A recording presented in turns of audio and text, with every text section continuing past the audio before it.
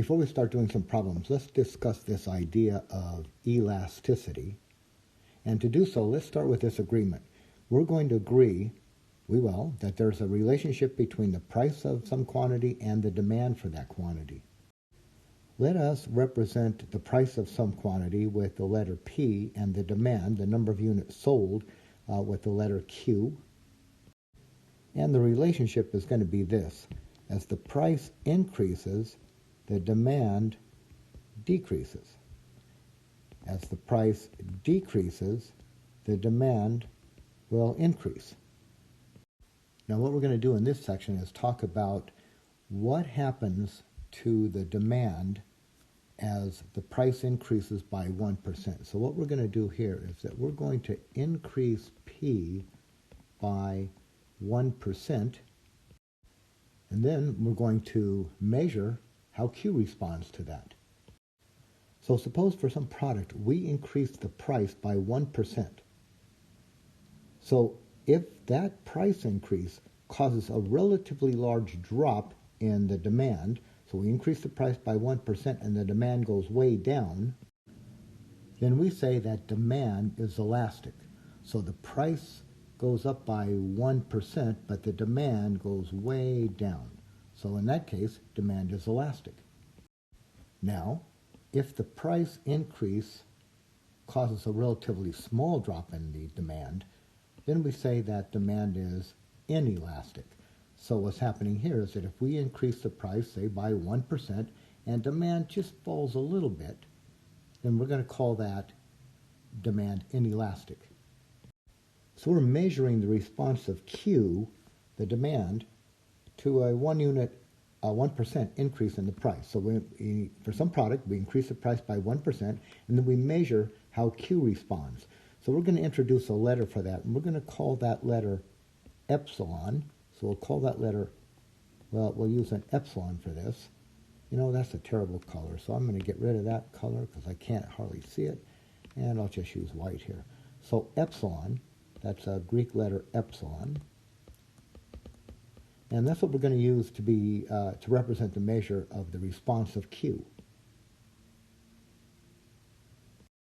And as it turned out, the value of epsilon can be either greater than 1, equal to 1, or between 0 and 1. Okay, it's never negative, so it could be greater than 1, equal to 1, or between 0 and 1. Now, here's our interpretation. So there's a lot of letters going on here. We've got the epsilon, we've got this R, and we've got P. Before we just talk about all this stuff in here, let's just make sure we understand what our letters are. So first of all, epsilon, this is a measure of how Q changes, the demand changes, with a 1% increase in price. So we're going to increase the price by 1% and then see what happens to the demand, the number that we sell. And that demand will decrease, and that amount of decrease we're going to represent with that letter epsilon. Now R, this is equal to revenue. That's the amount of money we bring in, and revenue is equal to the price of an item times the number that we sell, right? So this is going to be the price times the number that we sell. So that's just price times demand. And then R prime, okay, well that's the derivative. That's equal to the change in revenue, right? So if we increase the price, we're going to change our revenue, possibly, but that's what we're going to talk about right up here. So suppose now, first of all, that we compute and we get epsilon greater than 1. Then R prime is less than 0. So if epsilon is greater than 1, R prime is negative, and that means, what does that mean? That means that R decreases, right? If the derivative is negative, then the revenue is going to decrease.